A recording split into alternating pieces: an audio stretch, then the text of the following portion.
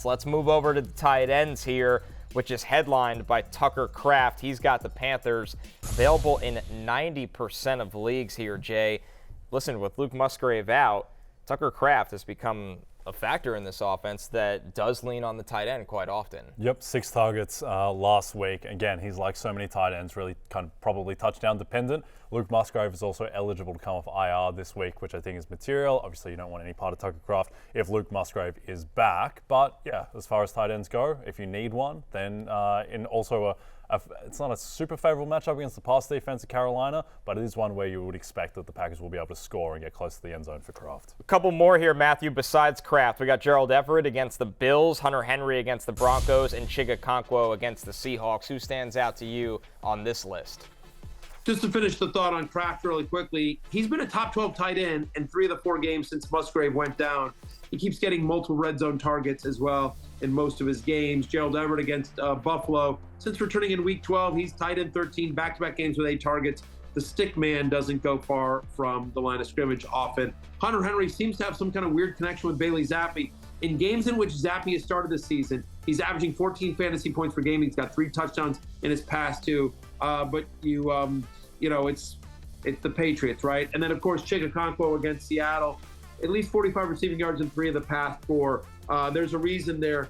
Henry, you don't love the matchup against Denver, but Henry's the guy that is kind of interesting to me as well. But all these guys, I think, are viable given the low bar that is being a viable fantasy tight end this year.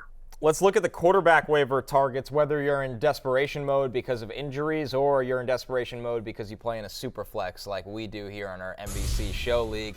Matthew, Baker Mayfield tops this list, only 46% available. He's got the Jaguars, who we've seen a lot of teams throw on that secondary. And the last 2 weeks, Baker's been airing it out.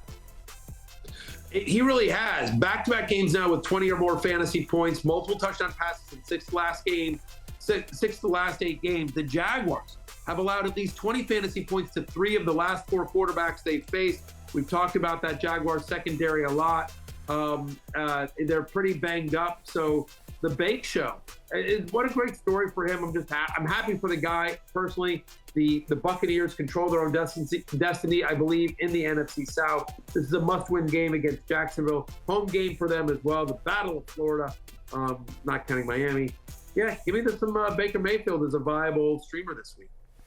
Jay, a couple more here. Nick Mullins against the Lions, as you kind of tweeted at. Didn't look great for Nick Mullins, but the stats were enough there with the 2 touchdowns. And the same could be said for guys like Jake Browning and Derek Carr as well. Yeah, Mullins is a box of chocolates, and most of the chocolates are expired, but there are some good ones in there. And he does he makes throws. He attempts, and he's got weapons in Addison and Jefferson and Hawkinson. It's just the turnovers and the completely brain-dead plays that sink you from a football perspective. But fantasy-wise, I thought he was dreadful in that game, and he was still able to deliver 20-plus points. And I think that they will need to be throwing to keep pace with Detroit.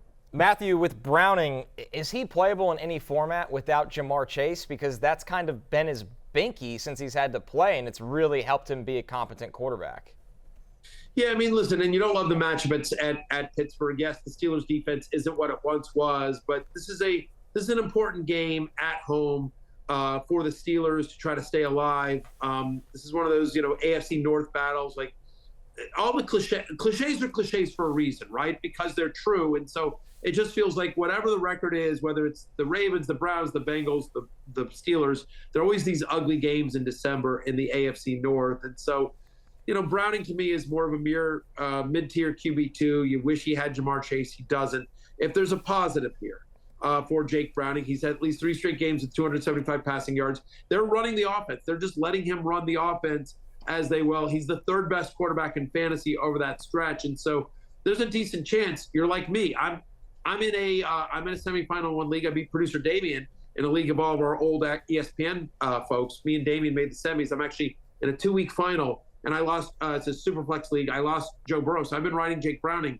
I don't have a shot. I don't have a chance. So it's going to be Hurts and Browning for me at quarterback for the next 2 weeks. I wish I had Chase, but I think he's a mid-tier QB2 again because what they do with that offense is they protect him, right? It's a bunch of dump-offs. It's try to get yards after the catch. So you'll see Mixon and Chase Brown more involved. You'll see T. Higgins, who had the huge game last week, some Tyler Boyd, and they'll try to fill in fill in as best they can. So not ideal, but usable, but probably not the top 3 guy he's been the last 3 weeks. Hey, it's Matthew Berry from NBCSports.com and RotoWorld.com, and I want to thank you so much for watching whatever it is you just watched, or if nothing else, being too lazy to click out of the autoplay after this video started, after whatever it is you actually wanted to watch finished.